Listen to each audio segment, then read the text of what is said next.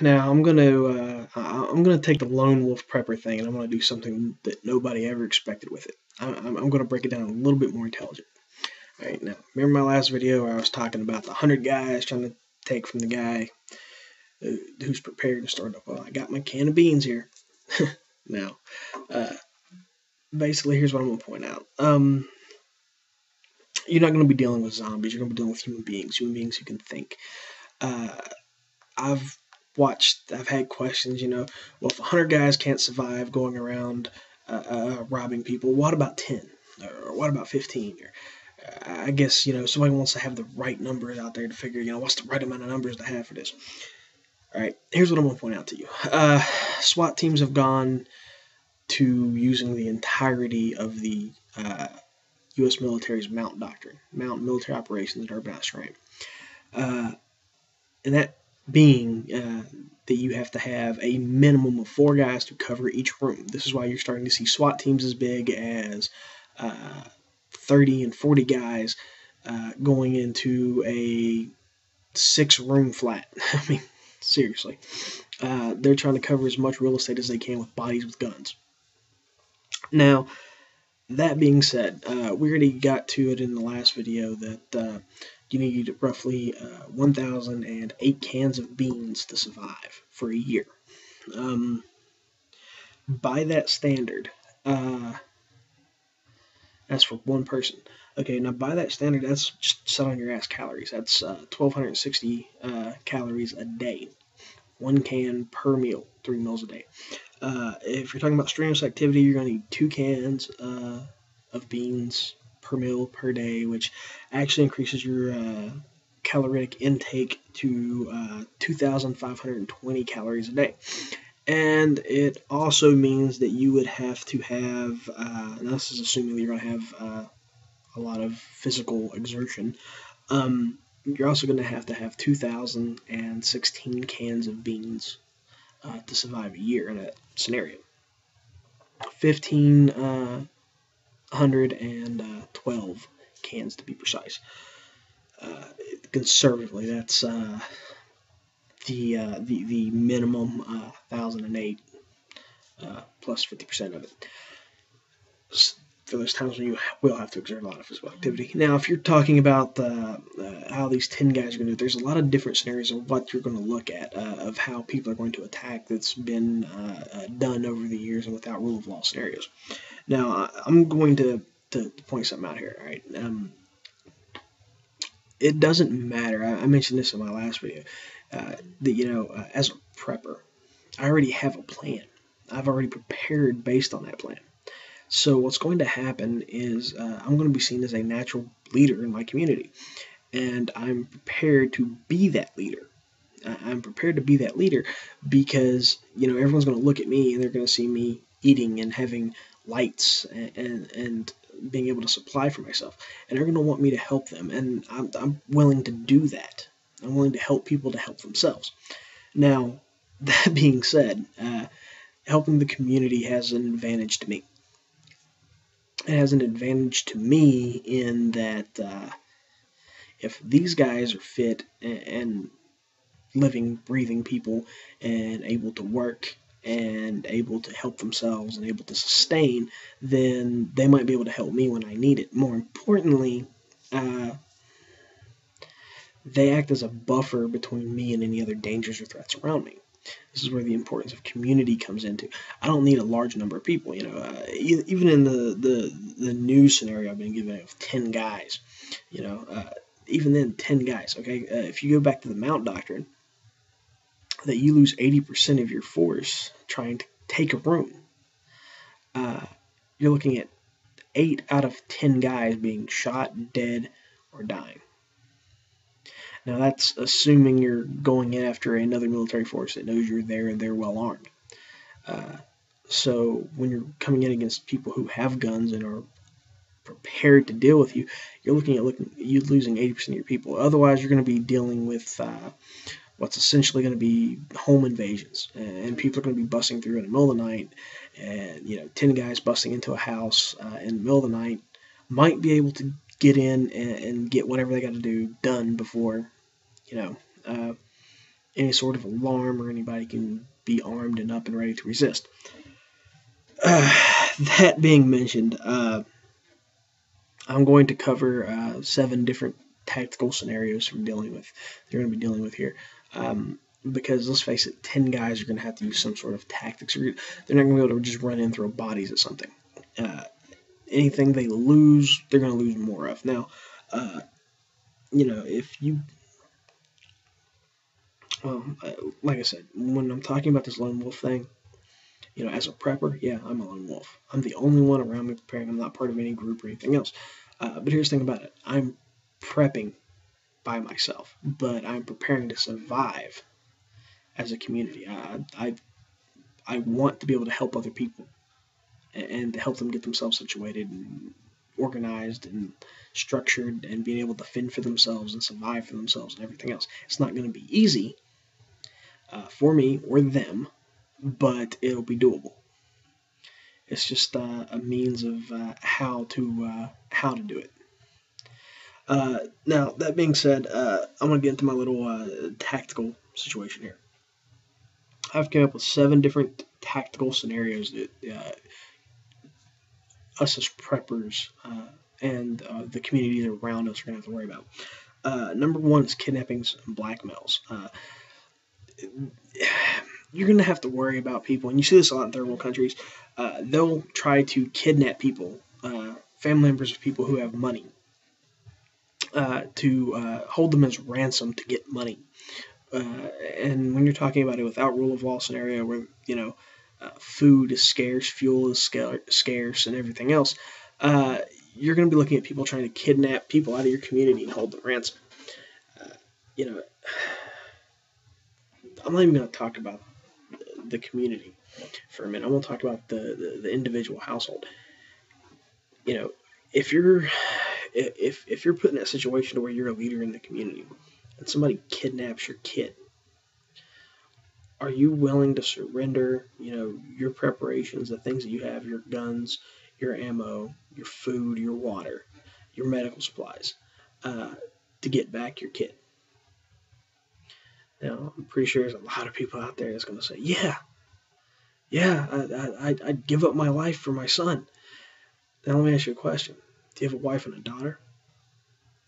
If you're put in that situation to where, and God forbid anybody ever is, but,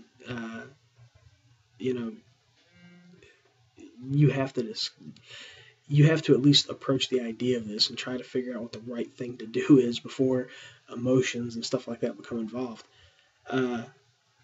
If you have a wife and a daughter, or a wife and 2 daughters, or a wife and a daughter and a son, whatever, are you willing to potentially lose your wife and your daughter, or your wife and your son, just to get your son back, or your daughter back? Are you willing to, potentially risk the lives of your child to get your wife back or your girlfriend back? Are you willing to sacrifice your brother or your father or your mother to protect the life of your child? Or are you willing to sacrifice your child to protect your wife or mother? Now think about this, because this is exactly the scenario you're looking at with a kidnap situation. Somebody can kidnap your son or your daughter, and they can say, give us your supplies, and we're going to hold them hostage. And if you don't give us your supplies, we're going to kill them. And you can give them your supplies, but then you have nothing to defend yourself with, nothing to defend your remaining family with. So they can just go ahead and take what's yours and go ahead and kill you and kill your child, which was a hostage, and kill your wife, and possibly kill another child that you have. Or, it's just a scary thought. But it's a situation that, without rule of law scenario, you run the potential of running into. Now, defense against this is to teach everyone in your family to defend themselves, teach everyone in your family to use a weapon, knives, hand-to-hand, karate, Brazilian Jiu-Jitsu, I don't care. some means of self-defense, arming them, giving them a gun, a knife, making sure they know how to use it, making sure they respect it for what it is as a weapon, and making sure they're able and competent to be able to defend themselves. This is more than just shooting. This is stress shooting and a number of different other things. But you, the only way you can really defend your family in a situation like that is to make sure that they can defend themselves, and hope that you never get put in that situation. The other thing to it is that you don't want to let anyone go anywhere alone. You don't want to let kids get out of the yard. You don't even want to do that nowadays.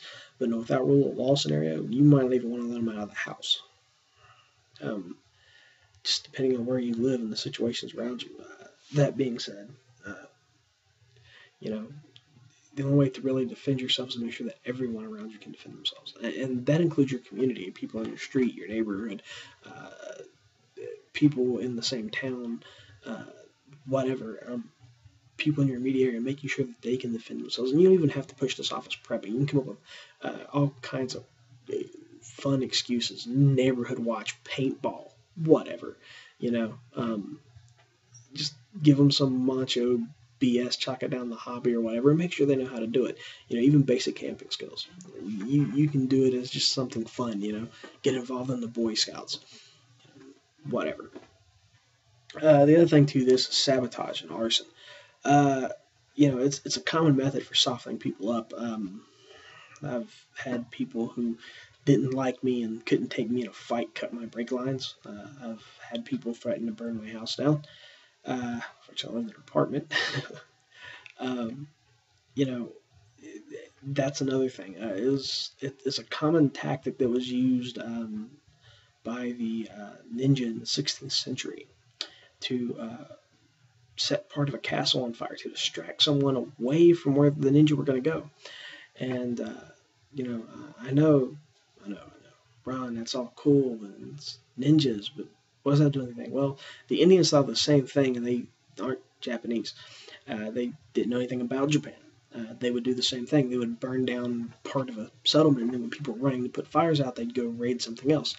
They'd do it with their own villages, too. So you have to worry about that. You have to worry about people trying to sabotage your vehicles, generators, solar panels, stuff like that, stuff that they can knock out that hampers your ability, your force multipliers, your ability to survive and keep an eye on your surroundings. You have to worry about stuff like that. If you have fencing, people cutting holes in your fences, just a number of different things fall under that. Then we're also talking about ambushes. Now, ambushes are real key here because there's two types of ambushes. There's near ambushes and far ambushes.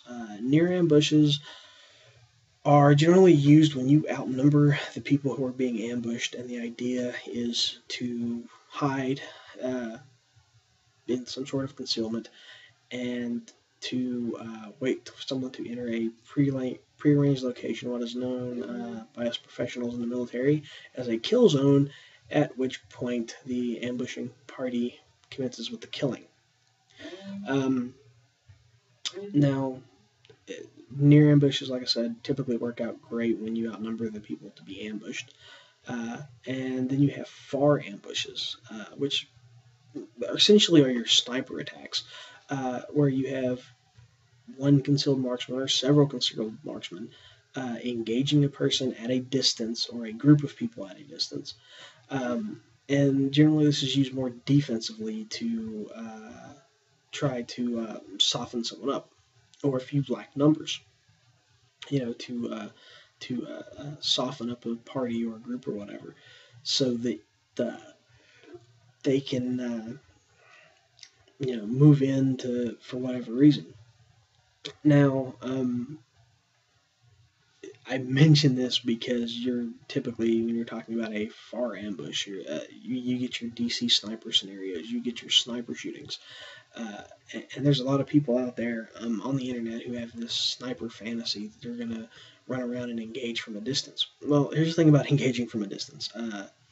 Engaging from a distance is great when you lack numbers. Engaging from a distance is great when you're a superior marksman.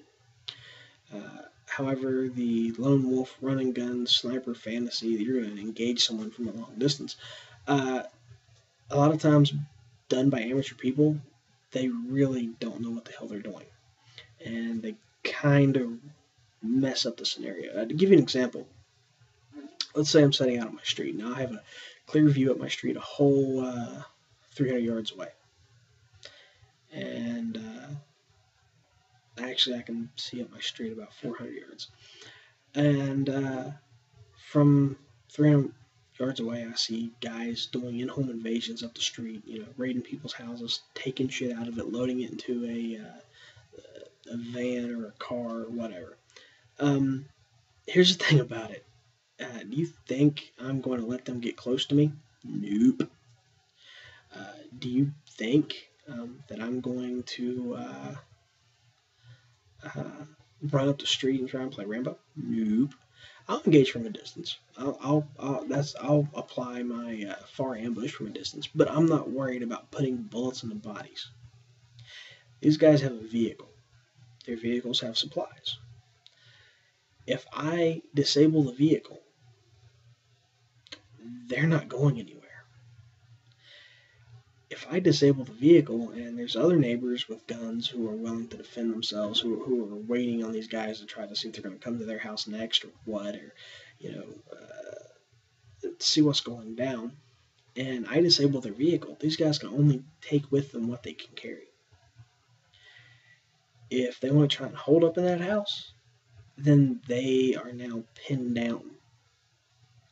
They're stuck in a location with people around them who don't like them, who are afraid of them, who, given the chance, will kill them because they feel that they are going to be killed if they don't.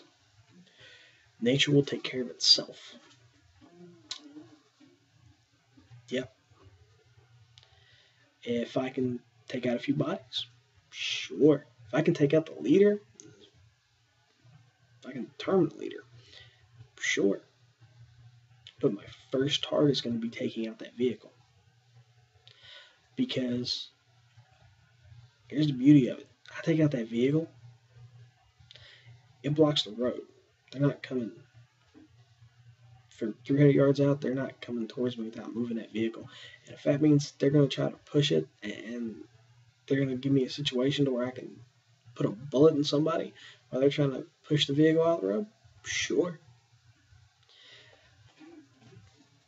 Tactics. Now, this also comes down to this other situation. It falls back on your far ambushes, but it's somewhat different. With a bunch of amateurs doing it, I see it more as being these sniper-style pseudo-assassination attempts. And these are going to be, by assassination, I'm talking about surgical strikes aimed at a specific individual, usually community leaders. You're going to have that. Your next scenario here is going to be raids. Quick hit-and-run attacks. Come in, get some shit, do violence, and get out. This is basically what a home invasion is. It's essentially a raid.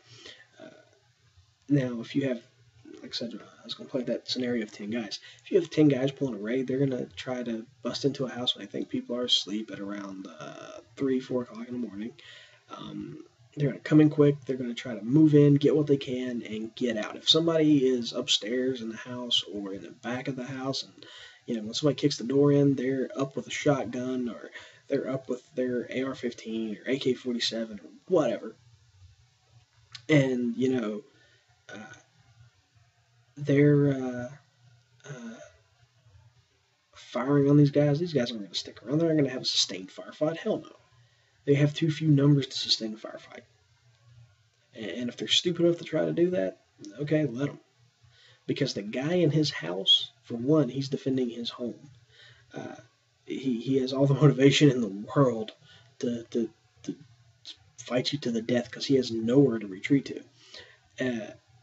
For two, he has the advantage. It's his home. Chances are he's probably prepared to got something rigged up for defense. So issues come in, and if this is me in a without rule of law scenario, I'm going to have defenses that I'm legally not allowed to have when there is a rule of law. So somebody might be stepping on a landmine in the front yard. It'd be a homemade one, but yeah, you're gonna lose a foot. Then you're talking about assaults. Assaults are sustained attacks. These are going to be people who are just going to come in with the goal of trying to kill everyone, take everything, and take what ground they can, get all they can, stay there, and then move on. These are going to be full-on open warfare type scenarios. And again, if you're giving me time to prepare for a catastrophe, you're also giving me time to prepare defenses. And some of these defenses I'm not going to legally be allowed to have in a rule of law scenario. But without rule of law, I do whatever the fuck I want. And I'm acutely aware of that. So there's going to be defenses that you are really not going to like. Razor wire, fish hooks, Puji stake traps, bear traps, 12 gauge double up buckshot toe poppers. Might step on a flare gun. Just all kinds of crazy shit. And I'm an evil, demented little person. Oh my god. You don't want me building defenses. I will take I will leave a log in the front yard for you to get behind for cover, and then fill like every square inch of that area with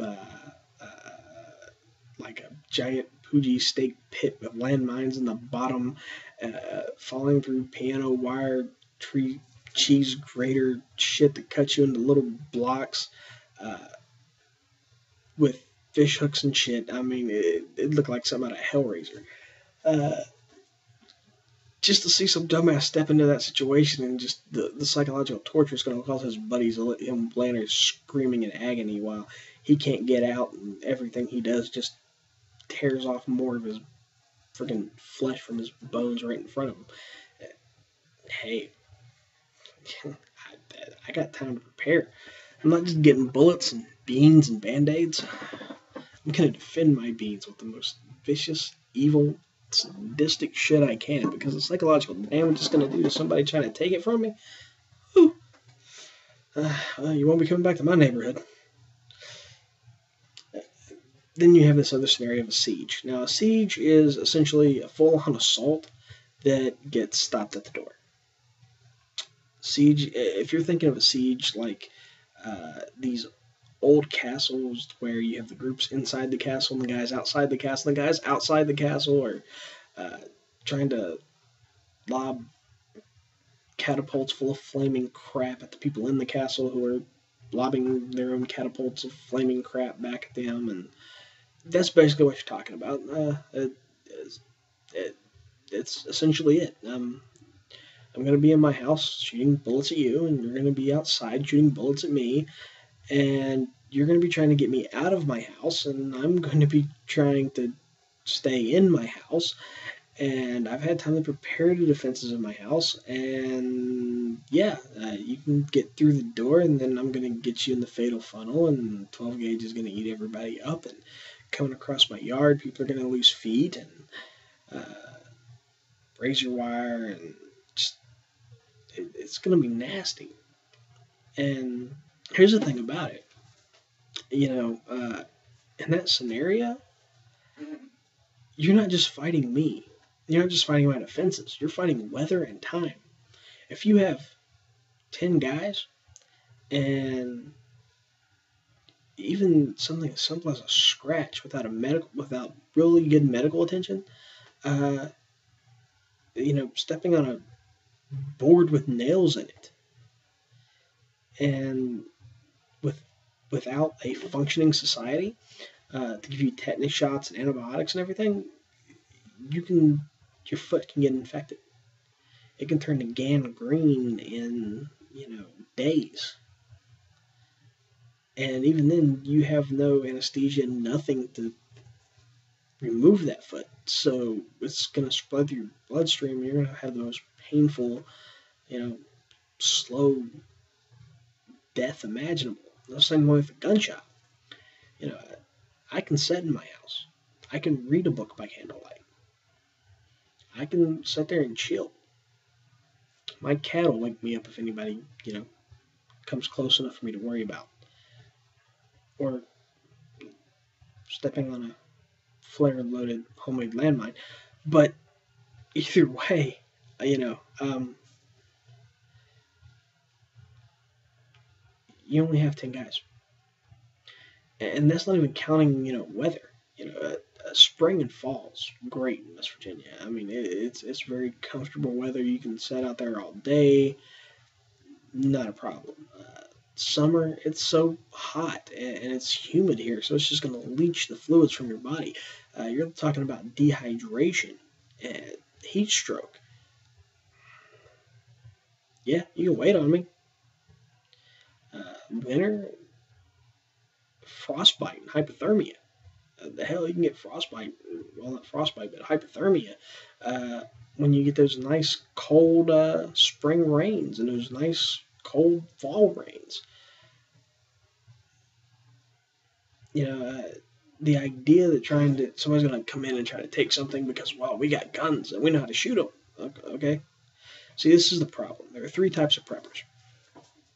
You are your pseudo preppers who want to look like tough guys and feel that they're prepared. And preparation is more of a hobby because they want to seem like manly men. Usually, most of them are metrosexuals, and these are your yuppie preppers. Then you have your gun preppers who are the pseudo wannabe Rambos, sit around playing Xbox and Medal of Honor and thinking war is going to be like on TV, and they have no clue who's probably going to be the first guys to piss themselves in a real firefight. Uh, and here's the thing about it. Now, if these two groups can meet up and help each other out and coexist, the yuppie want to be manly preppers supplying food and organization and technology and brain power to the guys who have the guns and want to go around shooting everything, then they can actually kind of find a middle ground and it'll work out. Maybe if the gun guys don't kill off the other guys first. And then you have the real preppers. These are what I would call your survivalists. These were what used to be the survivalists back in the day. These are people who aren't just looking at, okay, I'm going to survive a catastrophe. These are people who realize that, having a plan for surviving a catastrophe is going to put them in a position that they're going to be leaders in their community, whether you want to or not. You're the guy with the food. You are the guy who essentially has the economy at the moment. You are the guy who has the firepower. You essentially have the military might at the moment. You're the guy who has knowledge and training. So you're going to be the person that people are going to look to have solutions. You have a plan. You had a plan for your family to survive, and now everyone else is looking to you for answers. How did you do it? How can you help us? Can you teach us? Can you help us? And this is where, like I said, this is my interesting little thought for my little my little prepper thing here. I'm a lone wolf prepper. I'm prepping on my own, but I'm going to survive as a community because I'm going to have to help the people around me. I can sit there and be like, fuck it, lock myself up in my castle and sit here with guns and beans and band-aids and say, I'm going to kill anyone who comes to take it. Or I can, not be such a psycho, lonely recluse and go and help people and, help them help themselves. You know, uh, yeah, everyone will owe me. And maybe I'll come to collect and be like, hey, I need help. I helped you and it costed me and now I need your help. Or maybe, everybody will just remember as, hey, that's the good guy. Either way. Maybe I won't be seen as a threat or a crazy loony nut job. And in that situation, that's what I want. I don't want to make enemies if I don't have to. Now, if I do have to make enemies, well, remember how I mentioned I had that little sick and twisted, messed up side of me? Well, it's like this. I'm kind of Machiavellian in that little darker side of my personality. Men should either be indulged or destroyed, because if you do an injury to a man from which he will recover, he will seek vengeance. So it is better for me to indulge the people who aren't prepared, to help them prepare, to help them get on their feet, than to just wipe out the entire neighborhood. Because I'm not going to waste 20 years of my life, especially after some major catastrophe has happened, fighting back and forth with people that are just going to waste time and energy to do it. I mean, it's either you know, it's either or. Uh, for the reality of the matter, I'd rather indulge them. I'd rather help them get themselves together and on their feet. I realize there's going to be some asshole who's going to test me, who's going to say, well, maybe he really won't, or he's not as good as he says he is, or, you know, if you want to be in charge, why don't I just take your shit and I'll just tell everybody what to do? And in which case, I'm not going to bat an eye. I'm not going to blink. I'm not going to even act like I'm frustrated or mad. I'm just going to take his head off with a hatchet uh, and drink a Diet Cherry Pepsi. Because here's the thing about it, for the people who come to test you, you're going to have to make an example out of them. It's not pretty, it's not nice, it's not civil, it's just reality.